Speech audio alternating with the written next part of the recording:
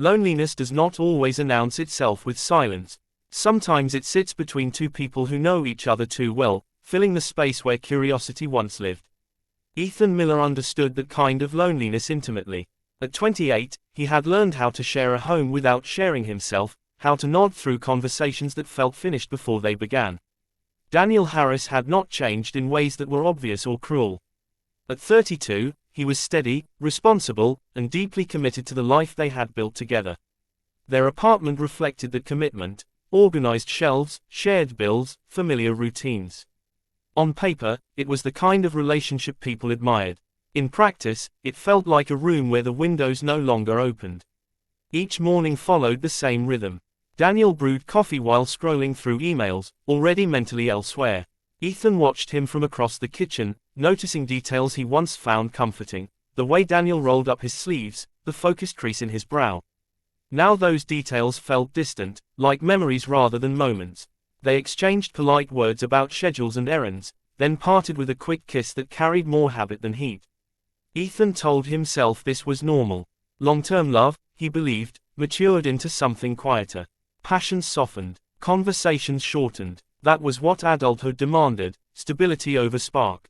Still, the thought offered little comfort when he lay awake at night, listening to Daniel's steady breathing and feeling strangely unseen.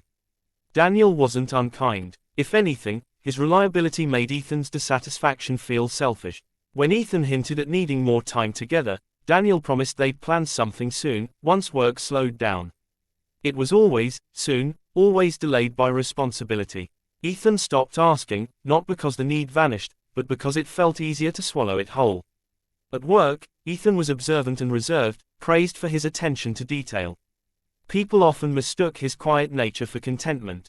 They couldn't see the way his thoughts wandered during meetings, drifting toward conversations that never happened or words he never said. He wasn't looking for someone else. He was looking for himself, the version that laughed freely, that felt chosen rather than accommodated.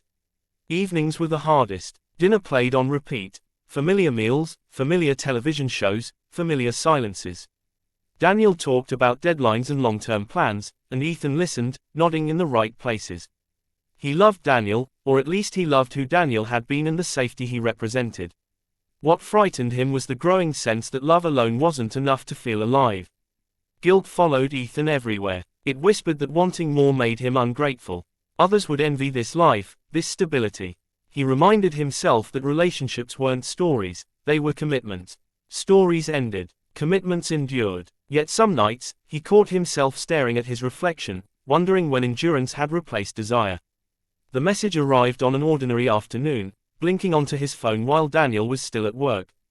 It was an invitation from a mutual friend, an informal gathering, nothing special. A chance to unwind, to be around people without expectations. Ethan hesitated longer than necessary.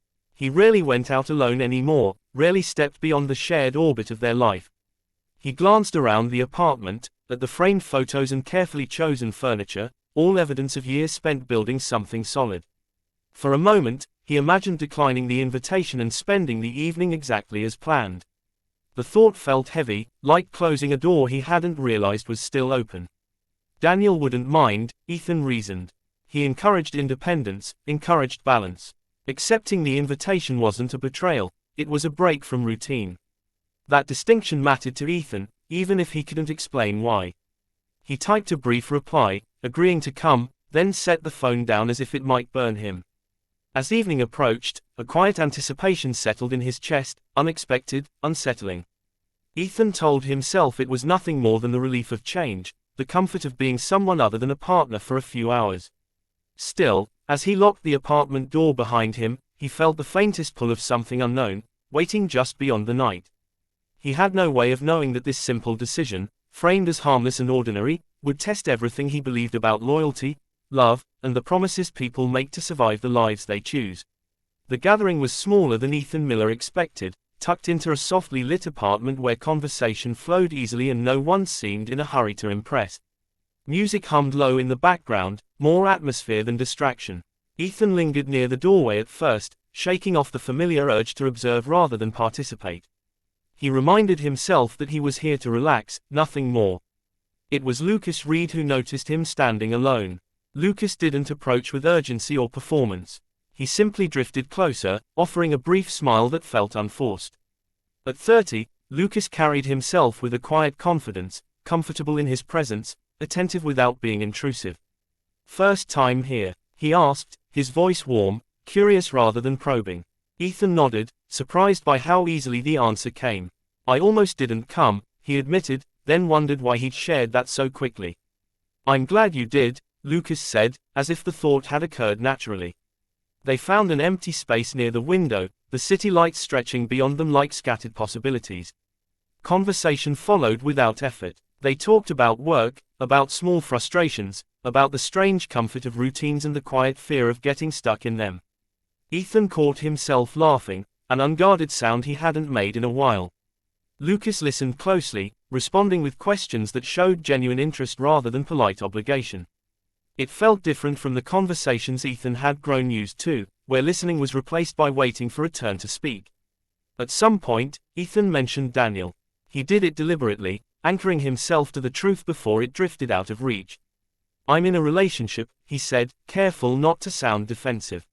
Lucas nodded, unbothered. "I figured," he replied gently. "You talk like someone who cares deeply." There was no judgment in his tone, no attempt to push past the boundary Ethan had drawn. If anything, Lucas leaned back slightly, giving the words space to exist. That respect unsettled Ethan more than persistence ever could have. He realized he had expected temptation to announce itself loudly, to demand attention. Instead, it arrived quietly, disguised as understanding.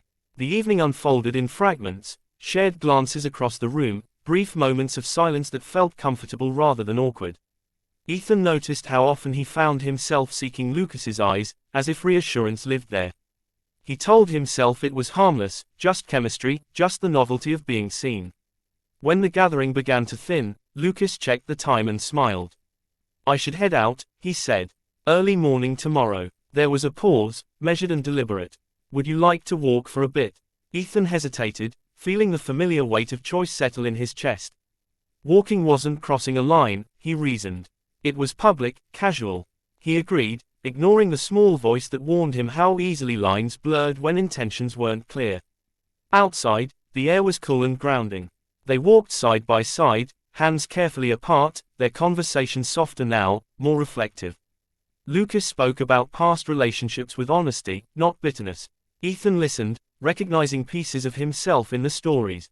When Lucas asked what Ethan wanted, truly wanted, Ethan didn't answer right away. "I don't know," he finally said. The admission felt both freeing and dangerous. They stopped beneath a streetlight, the moment suspended. Ethan felt the pull of something undeniable, a connection that asked nothing yet promised too much. He thought of Daniel, of the life waiting at home, of the version of himself that had grown quiet to keep the peace. "This can only be tonight," Ethan said, the words arriving before courage could falter. "Just a conversation. Just this." Lucas studied him for a long second, then nodded. "One night," he agreed. "No expectations." They exchanged a brief, meaningful smile, an unspoken understanding sealed between them. As they parted ways, Ethan felt a strange mix of relief and longing. He told himself he had done the responsible thing, that boundaries had been set and respected. Yet as he walked home alone, the night felt heavier than before, charged with the knowledge that some promises, even honest ones, carried consequences the moment they were spoken. Ethan Miller thought distance would dull the memory of Lucas Reed, that time would return things to their proper proportions. Instead, the days that followed sharpened everything. Ordinary moments became crowded with reminders, a phrase Lucas had used, a question he'd asked with genuine interest. Ethan tried to dismiss these thoughts as aftershocks of novelty, nothing more than the mind clinging to a brief escape. Home felt unchanged, which made the contrast unbearable. Daniel Harris greeted him with the same familiar warmth, asked about his day, shared plans for the week ahead. Ethan answered honestly enough, but with a careful economy of detail. He felt as though he were performing himself, choosing which truths were safe to reveal and which might unravel him if spoken aloud. The first message arrived late one evening, brief and unassuming. Lucas asked how Ethan was doing, no implication attached. Ethan stared at the screen longer than necessary, his thumb hovering as if the phone might judge him for responding. He replied anyway, telling himself conversation wasn't a crime. The words flowed easily, more easily than they had with anyone in months. They began to talk in fragments, then in paragraphs. About work frustrations, about moments of doubt, about the quiet fear of settling for less than one's own heart demanded. Lucas had a way of responding that made Ethan feel understood rather than analyzed. There were no demands, no ultimatums, just presence. That, Ethan realized, was what he had been missing. With each exchange, the promise of just one night stretched thinner. Ethan reframed it in his mind, adjusting its meaning to fit his actions. He wasn't hiding anything important, he insisted. There were no secrets worth naming. Still, he found himself silencing notifications when Daniel entered the room, angling his phone away out of habit. Daniel noticed the changes in small ways. He commented on Ethan's distraction, his quiet smiles that appeared without explanation. Ethan blamed work, stress, anything plausible. He hated the ease with which the lies formed, hated even more that they felt necessary to preserve a peace he was no longer sure he wanted. Lucas never pushed for more. If anything, his restraint made the connection feel safer, more justified. When Ethan expressed guilt, Lucas acknowledged it without minimizing the consequences. Feelings don't ask permission, he said once. But choices do. The words stayed with Ethan, heavy and unresolved. Late at night, Ethan lay awake beside Daniel, phone dark but charged with meaning. He replayed conversations, imagining how different things might be if honesty was simpler, if love didn't demand such precision. He wondered whether the life he had built was strong enough to survive the truth, or whether it had already begun to fracture. The realization arrived quietly, without drama. One afternoon, Lucas mentioned something Ethan had said weeks earlier, a detail so small Ethan had forgotten sharing it. The care implicit in that memory struck him deeply. He understood then that this was no longer curiosity or comfort. It was attachment, forming despite his best intentions. Ethan tried to pull back, to create space where clarity might return. He responded slower, shorter. The effort felt artificial, like holding his breath to prove he could. Lucas noticed, of course, and asked gently if something had changed. Ethan didn't answer right away. The truth felt too large to contain in a message. When they finally spoke openly, the air between them felt charged with honesty. Ethan admitted what he had been avoiding, that the connection mattered, that it had become something he couldn't categorize as harmless. Lucas listened without interruption, his expression steady. Then we need to be honest about what this is, he said. For both our sakes. That night, Ethan looked at Daniel and felt the weight of everything unsaid pressing against his chest. He understood that loving two people in different ways didn't cancel the damage it caused. Emotional distance had turned into emotional betrayal, whether he named it or not. As Ethan turned off the lights and faced the dark, one truth became impossible to ignore: whatever he chose next would cost him something. And the lie he'd told himself, that he could feel deeply without consequences, had already begun to unravel. Ethan Miller understood that waiting was no longer an option. The quiet he had relied on to postpone decisions had turned heavy, pressing against him until even routine felt unbearable. He moved through his days with a careful politeness, aware that every delay compounded the harm he was trying to avoid. When he met Lucas Reed again, it was in daylight, stripped of the softness that night allowed. They chose a simple cafe, neutral ground that demanded clarity. Lucas looked tired but resolute, his expression shaped by patience that had reached its limit. "I won't be a secret," Lucas said, not as an ultimatum but as a boundary. "Not to you, and not to myself." Ethan nodded, accepting the truth embedded in the words. He didn't argue, didn't ask for more time. He had used enough of that already. "I never wanted this to hurt anyone," he said, aware of how hollow the sentiment sounded. "I know," Lucas replied. "But wanting doesn't change outcomes." There was kindness there, and sadness, and something steady that reminded Ethan why this connection had mattered so deeply. They parted without promises, only an understanding that whatever came next would require honesty, not hope. That evening, Ethan returned home early. Daniel Harris was at the table, reviewing notes, the familiar crease between his brows signaling focus. Ethan watched him for a moment, recognizing how much of his life was tied to this man: shared memories, shared plans, shared endurance. Love had not vanished, it had simply grown quiet, crowded by assumptions and unspoken needs. "We need to talk," Ethan said. His voice didn't shake, though his hands did. Daniel looked up, attentive in a way Ethan hadn't seen in months. They sat facing each other, the space between them charged with expectation. Ethan spoke carefully, choosing truth over detail, accountability over justification. He admitted the emotional distance, the connection he had formed elsewhere, the failure to confront his dissatisfaction before it became betrayal. Daniel listened without interruption. The silence that followed felt immense. When Daniel finally spoke, his voice was controlled but strained. "I wish you'd told me sooner," he said. It wasn't accusation so much as grief, for the lost chance to address the cracks before they widened. They talked late into the night, not to repair what had broken, but to understand it. Daniel acknowledged his absence, the way he had prioritized stability over intimacy. Ethan acknowledged his choices, the way he had sought solace without confronting the consequences. There were no villains in the room, only two people reckoning with the limits of what they could offer each other. By morning, nothing was decided, yet everything had changed. The certainty that once defined their relationship was gone, replaced by an honest uncertainty that demanded courage. Daniel needed time. Ethan needed accountability. Love, they realized, didn't guarantee alignment. Days passed in measured quiet.